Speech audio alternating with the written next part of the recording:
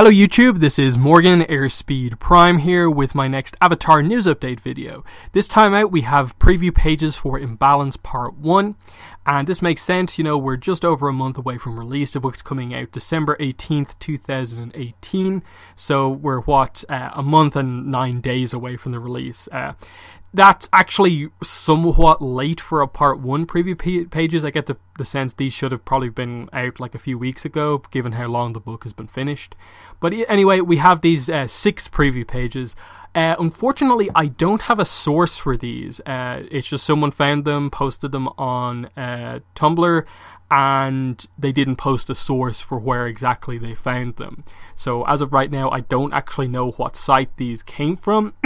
I did a quick check of most of the places that the preview pages are usually from, and I couldn't find it on any of them, so it might be some other place that maybe we got preview pages from before, but I just forgot to check. But either way, I'll probably update in a comment if I find out the official, you know, what site they officially come from, because I do like to post sources when there is one available on these type of things. So anyway, let's get into them. As you can see here on the bottom, page 56, 57, and then obviously we get the 4 pages after that. So the 6 preview pages we get are from a good bit into the book. There's the way the page count usually works is that the last page of the comic is usually like page 76, but there are technically only like 72 pages of story content. Because the first couple of pages are like the credits page, the title page, that sort of thing. So there's probably still about 20 story pages, you know, past this, or I suppose by the end of this, you know, 16 or so pages still left to see. But this is towards the end of the book. I sort of can see why they use these as the preview pages, in that technically not a lot happens. It doesn't really hint at too much of the plot, but it's interesting to get a sense for the writing and the art especially. So let's jump in here, page 56. Sokka asks, why is it so important to go to the beach first thing in the morning? And Aang is kind of being coy about this, doesn't want to tell them all. It's obviously very early because you can see Toph is yawning, Katara and Sokka look very tired. And Sokka, of course, mentions that in what he says next, he wanting to go after a late lunch or supper. And he's brought them out to the beach because he wants them to clean it up. And you can see here just in the art that, okay, clearly what's happened, it's a lot of scrap metal on the beach. They don't seem to be really suggesting that it's much else, I suppose, that and oil and stuff like that comes with this sort of stuff. And it looks in general like they're just kind of, this new town is just routing all rubbish and trash and stuff like that out onto the beach. That's what they're doing. And obviously this place has sprung up very, very quickly, because this has gone from being a relatively small town around the Earth and Fire refinery into being this massive, like, pseudo-republic city as we know it is. So that's the whole idea, like, going into this book from the start, is that on the way to go to see Suki, they basically fly over where the Earth and Fire refinery is and notice that it's like, you know, multiplied by 10 in size from the last time they were there in the rift. So that's why they stop here to do all of this, and obviously a bunch of stuff happens, and then Aang comes to clean the beach to, I suppose, try and do something for this town. Sokka says it's going to take weeks or days or whatever, and he just says that he wants to do something, even if it's only cleaning up this beach. Toph steps up, of course, because it's mainly metal, and very quickly gets rid of a huge amount of it there, forming it all into a metal statue of herself. Some really cool metal bending there by Toph. Aang says it's inspiring, and she wishes she brought her metal bending students here to practice, as we see everyone kind of help out with this. Katara is using water to get kind of, I suppose, some chunks off the beach. Aang's using airbending, and then Aang is approached by 2 boys asking if he's the Avatar. And I like the answer here. He says, like, I might be. He really is the Avatar. It's really him. Can you airbend? I've never seen an airbender before. And he does the classic thing that becomes his kind of trademark, like, people are impressed by him move, which in the end, like, considering what he can do with airbending, is this really, really basic airbending move of just, you know, basically rotating a couple of things around each other between his hands. But he knows it always gets the pop, so he keeps doing it. And the image of the two boys impressed is so amazing, because they are truly impressed by this, their first time seeing airbending, and Aang knows they're impressed. So they say, I'm Lian and this is my brother Shen. We're both firebenders, and Aang says one of my closest friends is a firebender. His name's Zuko, and it's pretty funny in that like they're firebenders, but like he's basically talking about their Fire Lord in a way. I get they're not technically from the Fire Nation at this point, but like it's close enough to where like the borders are still roughly in place that it's just like weird that like he's calling the Fire Lord, the leader of the nation where their bending is from, basically, oh yeah, my friend, his name is Zuko, as if they don't know him.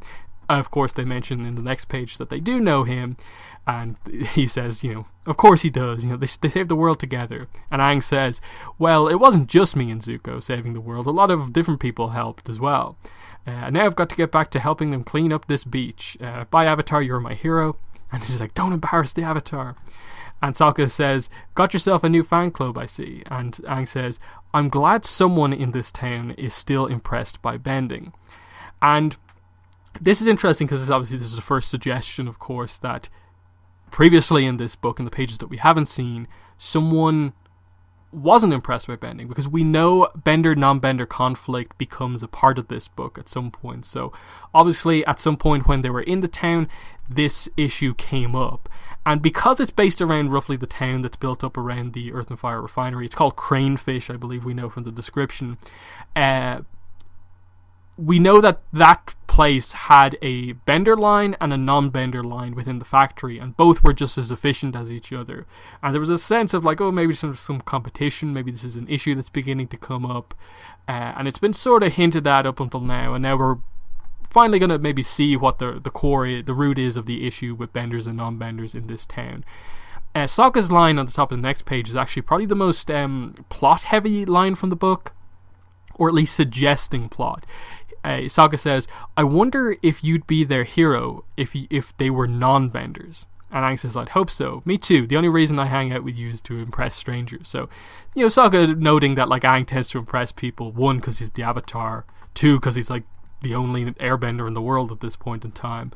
But the idea of like, he basically asked the question, like, if those two kids weren't firebenders that didn't know about like martial arts and what cool stuff you could do, would they be just as impressed? Would they consider you their hero? I think with Aang, ultimately, you probably would have to say, like, probably yes, just because he has saved the world. Like, he has done this crazy thing that has helped everyone. Like, this town wouldn't exist if not for Aang helping to save the world and kind of, I suppose, in a way, breaking down the borders and allowing the nations to kind of come together. So there's this sense of like, okay, he's always going to be a hero, but the fact that he's a bender obviously doesn't hinder him really in any way. And just, it's an interesting kind of thought question of like, will the whole idea of maybe Sokka not being appreciated begin to come up in this book or not? But the way he's talking here, at the very least, it seems like potentially like Sokka's not going to be like arguing from the position of he's siding with the non-benders in this book over whatever issue. That may come into play in part 2 and 3, but at least early on it doesn't seem like they're placing Sokka into that position where perhaps you might have thought they would.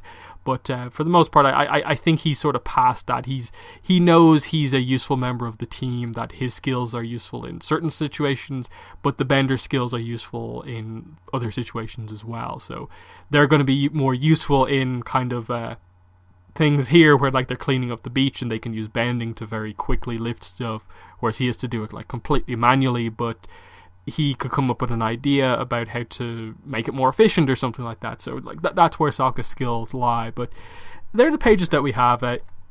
One final thing, I suppose, interesting to note that Toph is literally just going across the beach making multiple statues of herself, and I assume they're just going to be left there. So this section of Republic City, as it becomes, these statues might still be there, or they might have done something with these, because it's just pretty impressive that she becomes this, like, the chief of police of the city, and like she just has all these statues. It's pretty funny. Because we know, like, she has like 2 or 3 statues in the show. Like, there's one in Zaofu, there is one of her in Republic City. So, she's got a couple of statues that we know of. Plus, here's her making other ones. But they're the preview pages. I think they're pretty good in terms of like, I think the characters all seem in character. Obviously not a lot's happening here in terms of the plot, but they're suggesting some stuff which could be interesting. I think the art is actually really, really good. I think it's really nice.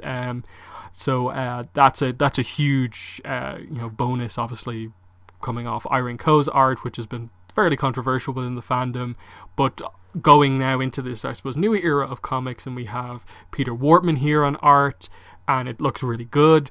And then Michelle Wong on Runes of the Empire looks really good as well. So we're getting some really, really, really good artists coming up. So that's a huge positive. So I think for me with Imbalance, it's only a month away. My only real issue with it is that I still don't really have a great sense about, in a way, like, what the book is really about. Like, okay, bender, non-bender issues. And we know it's sort of like going into Korra, it ends up becoming a thing, a pretty consistent thing in the city, that it is always going to be a case of, like, in a new town, the world becoming more modern and stuff like that, that benders with their natural powers are going to have some sort of an advantage over the non-benders, and an issue is going to arise. Is that just what they're going to get at here, and basically set up the basic problem that kind of in a way doesn't really have a solution, that Amon will kind of latch onto, and that's where the equalist movement will come from in Korra? Like, is it just meant to be this really kind of early setup for that sort of stuff? In that case, I'm kind of like, fine, but like, that doesn't really like impress me a massive amount if that's all this is going to be. In that, I'm a little bit skeptical about, like, if they're going to be able to, I suppose, tackle this topic in a way where I feel it really, like, expands on the issue as such, and doesn't just feel like you're still leaving Korra for the most part to deal with that issue, but like you're not really doing anything here. Like, it'd be cool if they started the idea that there are gangs here in this town, and like that's maybe the origin of maybe some of the triads, but it's probably still a little early to do that, because by all accounts, like, there hasn't been too much of a time skip between the last book and this one, so it's still super early before we get to like directly like calling it United Republic, calling it Republic City. So I'm like, how far can they go with this to actually get it across as a notable plot point is my issue, because otherwise it's kind of like, okay, I get like developing new town, we've kind of been here before in the Rift, it's a nice callback, but there's so much other stuff that we want to do. I suppose the main notable plot point would be like Azula. Like, everyone I think wants to get back to her at some point, because that is the most obvious. Like, the comics are directly continuing her story in a big way, in that she has the most blanks to be filled out before we really know what she's up to. So that's the most, I suppose, like, needed plot point, given how much the comics have already set it up. This kind of feels like a little bit of a kind of side story away from it, kind of like North and South also was. North and South, of course, had its moments, but I think the main plot of North and South was kind of let down by part 3. This, obviously we have to see the rest of the pages, but I get the feeling this might come across a little dull compared to other comics if there isn't a lot of like extra plot added in here, in that what are the characters really up to throughout this? Like, because, but we're, as I said here, there's about maybe 16 or so pages left in this book from where we end this preview, and they're in the middle of just cleaning a beach randomly, hinting at like there's a slight issue with benders and non-benders, that they're not impressed by benders in the town. But is that all there is? Like, well, are we going to end on some sort of a cliffhanger where there's a big incident and something happens, or what? Because we pretty much know Zuko's realistically not going to be in the series, so I don't think Azula's going to come into play. So what exactly is going on here? But yeah, I'm impressed by the art. I actually like the writing. I don't know about the plot at the moment. I don't know if I'm going to come out of at least Imbalance Part 1 kind of thinking, yeah, they did a lot with the plot there, a lot of interesting stuff happened. I kind of have a feeling it might just be a couple of character moments to take away from this, but I hope it kind of proves me wrong. But I think that's sort of been our issue with a lot of content recently. Turf Wars, when you really break it down, nothing really happened in it as such. North and South, again, sort of not a lot really happened in it. Even to a degree, like, like Smoke and Shadow, like I think there was really good character stuff in Smoke and Shadow, but the plot didn't really move all that much because it was so like character focused. It still moved Azula's plot along to where like she still feels like a big threat, and they just have to kind of finally decide to move on that plot point. So in a way, like the Rift felt like the last time we got a, I suppose, really well balanced comic that had a really nice mix of good amount of plot, some interesting story, like backstory, lore reveals, good character, good art, like everything together in one. And of course, like The Search and The Rift are probably like two of the better comics. I actually really still like The Promise. I think it's still impactful. It has a notable story, which we've kind of been missing from the last few. And I'm just wondering with Imbalance, where is the interest in the story kind of coming from? Because I'm not immediately sold on the non-bender idea, just because we've already had it before. But if this is just a starter point for Peter Wortman and Faith Erin Hicks as the new creative team, that's fine. And if they come back for a second book, that's when they can deliver. Like The Search was the second Avatar comic, this is like the first of the second batch of Avatar comics. The second one in the second batch, that could be where they really kick things off and do something more notable. That's fine. But so far, like this preview, it's maybe a bit more excited just because the art is so good. I'm a bit worried about the plot though. So in the comment, let me know what your thoughts are on these 6 Imbalance Part 1 preview pages. But yeah, that's been the video. Thanks for watching, and bye.